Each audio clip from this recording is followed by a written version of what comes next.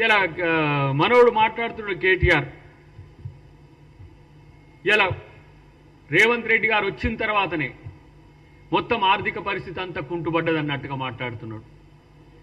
నేను చెప్తున్నా కేటీఆర్, నీకు తెలుసో నువ్వు మరి ఏం చదువుకున్నావు నాకు ఇంకా తెలియదు. నేనైతే కామర్స్లో డాక్టరేట్ ఉంది నాకు. రాష్ట్రాన్ని దోచుకున్న దొంగలు మీరు. ఇంకా మాట్లాడే నైతిక హక్కు కూడా లేదు. దోచుకుంటే మిన్నకుండి చూస్తున్న ద్రోహులు ఎవరంటే ఇక్కడ బీజేపీ నాయకులు. మీరు తెలంగాణ ద్రోహులు.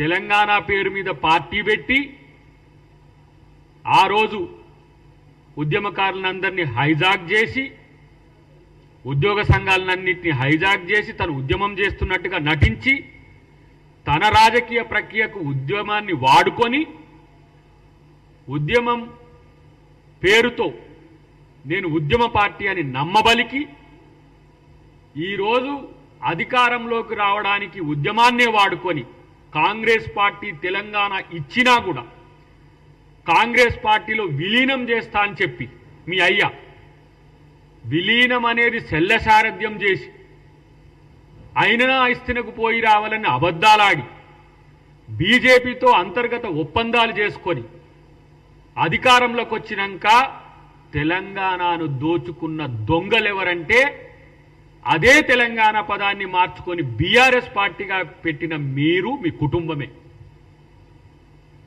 తెలంగాణ ద్రోహులు. మీరు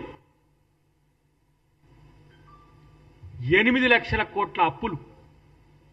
పర్ క్యాపిటా ఇన్కమ్ గురించి మాట్లాడతారు కదా, పర్ క్యాపిటా డెప్ట్ గురించి ఎప్పుడన్నా మాట్లాడినరా మీరు?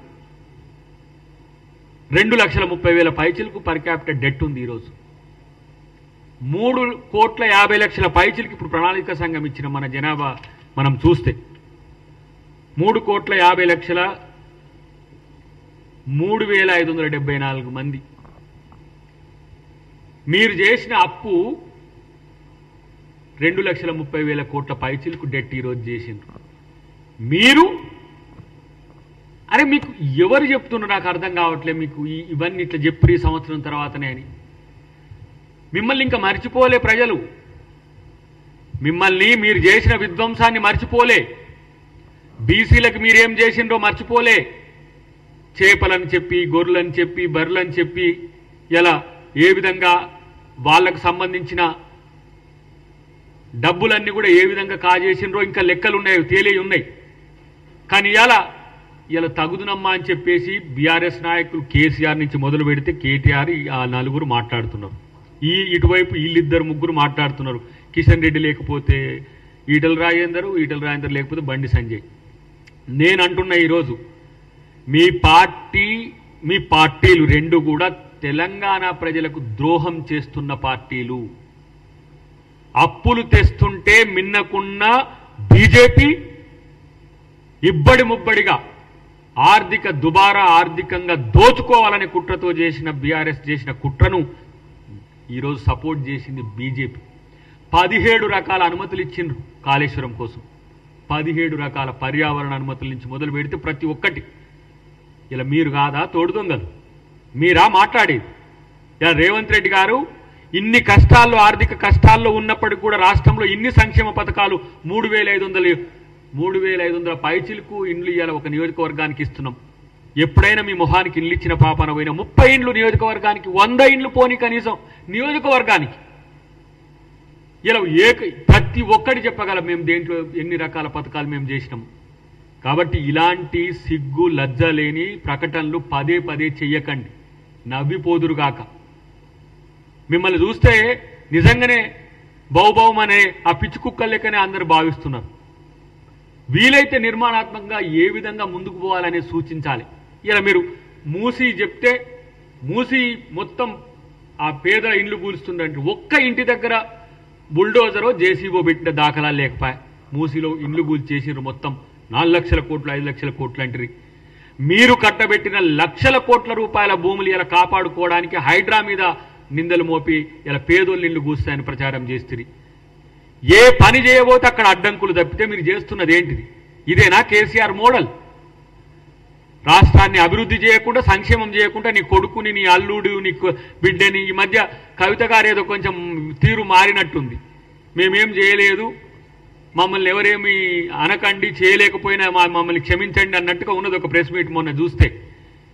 ఇవాళ కాంగ్రెస్ ప్రభుత్వం తెలంగాణ సర్వతోముఖాభివృద్ధికి ప్రణాళికలు చేస్తున్నది. తెలంగాణను మేమిచ్చినాం కాబట్టి మేము ఏ విధంగా అభివృద్ధి చేయాలనే అంశంలో, ప్రతి ఒక్క అంశంలో మేము ఈరోజు ముందుకు పోతున్న పరిస్థితిలో బీజేపీ, బీఆర్ఎస్ పార్టీ కుట్రలను ప్రజలు గమనించండి. ఒక విజ్ఞప్తి కూడా ఉద్యోగ సంఘాలకు, మీ పాత నాయకులు పోయి బీఆర్ఎస్ పంచిన చేరిండ్రు, టీఆర్ఎస్ పంచిన చేరిండ్రు. వాళ్ళ మాటలు వినకండి. వాళ్ళ మాటలు వింటే మీకొచ్చేది ఏం లేదు. ఆయన అంత పెద్ద ముచ్చట చెప్పే ఉమ్మడి ఆంధ్రప్రదేశ్లో 50% పీఆర్సీ ఇచ్చేటోళ్ళు మీరు చూస్తే, చరిత్ర రికార్డ్ చేస్తే 30% ఇచ్చిండు ఆయన. 30% ఇచ్చి ఇంక్రిమెంట్ అంటుండు కదా 420. ఈ 420 గాళ్ళు ఇచ్చిన ఇంక్రిమెంట్ 420. ఒక ఇంక్రిమెంటు, ఒక పీఆర్సీ ఇచ్చి అప్పుడే పీఆర్సీలు ఇవ్వలేదు ఇది అని చెప్పేసి పాపం వాళ్ళు ఏం తెలియని ఉద్యోగ సంఘాల నాయకులు కొత్తగా మేమే వాళ్ళకు సహకరించినాం కూడా. వాళ్ళను ఏమంటాము, ఎగదోసిగా ఏదో మేమేమో చేయబోతున్నామని చెప్పి ప్రతి కొన్ని కుట్రల వెనుక, ఇప్పుడు లగచర్ల లాంటి కొన్నిటి వెనుక, ప్రతి దాని వెనుక బీఆర్ఎస్ ఉంటున్నది. దాంట్లో కేటీఆరే ప్రథమ ముద్దాయిగా ఉంటున్నాడు. లగచర్ల విషయంలో తేలింది. ఇప్పుడు ప్రతి అంశంలో మనోడు ట్రేస్ చేస్తే స్క్రాచ్ కార్డ్ లెక్క గీక్తే కేటీఆర్ వెళ్తున్నాడు. అధికారం కావాలంటే కుట్రలు చేసుడు కాదు కేటీఆర్, అధికారం కావాలంటే ప్రజలతో ఉండి కొట్లాడు. నేను అందుకనే చెప్పిన మెయ్యను జర రాష్ట్ర అధ్యక్ష పదవిని తీసుకొని కొట్లాడు, అట్లనే నీకు ఇంత విలువ పెరుగుతుంది. నీకు కాలు ఇరిగిందంటే బాధపడ్డాం, కానీ కాలు ఇరిగినా గుణం మారలేదని మేము బాధపడతలే ఇప్పుడు. ఎందుకంటే ఆ గుణం మారలేదు, అదే కదా. ఇంకా దాని గురించి మేము పెద్దగా నిన్ను విమర్శించాల్సిన అవసరం కూడా లేదు. విమర్శల కోసం విమర్శలో, లేకపోతే అఫ్కోర్స్ మీకు ఒక పత్రిక, ఒక టీవీ ఇట్లా ఉండబట్టి కొన్ని 2-3 అటు ఇటు మీకు పాజిటివ్గా ఉండబట్టి, లేకపోతే సోషల్ మీడియా ఇన్ఫ్లుయెన్సర్స్లో మరి మీరు ప్రొపగండా ఏజెంట్ కాబట్టి మళ్ళీ మీరు టీఆర్పీ తగ్గుతుందేమని చెప్పి మాట్లాడు కాదు. ప్రజల కోసం మాట్లాడాలి. ఎక్కడైనా సరే బీఆర్ఎస్ అయినా బీజేపీ అయినా మీ ఆఫీసులలో మీటింగ్లు పెట్టినా వచ్చి ఇవాళ మా ప్రభుత్వం తరఫున మేమైనా అధికారులైనా మీకు చెప్పగలం. కానీ అబద్ధాలను ప్రచారం చేయడానికి ఇలాంటి సొంటకాయ సొల్లు పురాణ ప్రెస్ మీట్లు పెట్టకండి, ప్రజల్ని కన్ఫ్యూజ్ చేయకండి. కాబట్టి అలా సమ్మెలు ఉంటే సమ్మెలను ఏ విధంగా వాళ్ళని సంతృప్తిపరచగలమో మా దగ్గర సమాధానం ఉంది. మీలాగా ధర్నాలు చేస్తే ధర్నా చౌకులు ఎత్తేస్తామని చెప్పేసి ఎవరైనా నిరసన చేస్తే వాళ్ళని నోరు నొక్కేసి జైల్లో పెట్టినట్టట్లేం మేము చెయ్యం. ప్రజాప్రభుత్వం ప్రజల పట్ల బాధ్యతగా ఉన్నదనే అంశాన్ని గుర్తుపెట్టుకుంటూ ఒక అంశం చివరగా నేను చెప్పి ముగిస్తా మిత్రులారా. ఈరోజు ప్రతిసారి మాట్లాడినప్పుడల్లా రాష్ట్రం అప్పుల పాలైంది, రాష్ట్రం ఈరోజు చాలా నష్టాల్లో కూరుకుపోయింది అని చెప్పి ముఖ్యమంత్రి గారు అని అంటున్నారు. రాష్ట్రం పరువు పోతుంది అని చెప్పేసి ఎవరైతే మాట్లాడుతున్న వాళ్ళు ఇన్ని లక్షల కోట్లు అప్పు చేసి రాష్ట్రం పరువు తీసిన కేసీఆర్ని ఎందుకు ప్రశ్నించరు మీరు?